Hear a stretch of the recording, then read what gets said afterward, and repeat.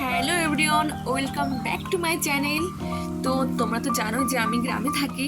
তো এখানে আমার ঠাকুমা কী করে যে সকাল সকাল উঠে, ঠাকুমার একটা মানে নেশা বলতে পারো, যে ঠাকুমা সকাল সকাল উঠে এখানে প্রত্যেক দিন পুকুর পাড়ে বসে ছিপ নিয়ে মাছ ধরার জন্য। সে মাছ পড়ুক আর না পড়ুক।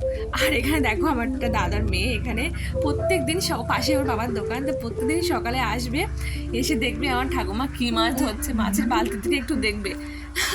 তো এখানে দেখো ঠামা তো ছিপে মাছ পেলই না, জ্যাঠাও চেষ্টা করলো জালবে, তো জ্যাঠাও কিছুই পায়নি। তো মা বললো যে একটু মাঠের দিকে যেতে, তো মাঠের দিকে গেলাম।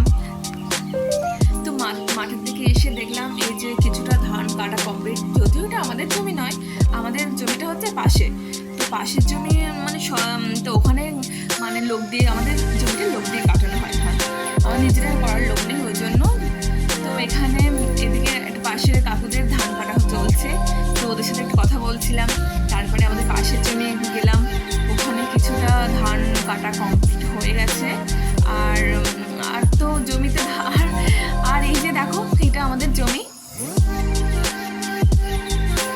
তো এই ধানটা হচ্ছে কাটা হচ্ছে। তো এখানে বসে আমি, প্রচণ্ড রোদ, শীতকালের রোদ, বুঝতে পারছি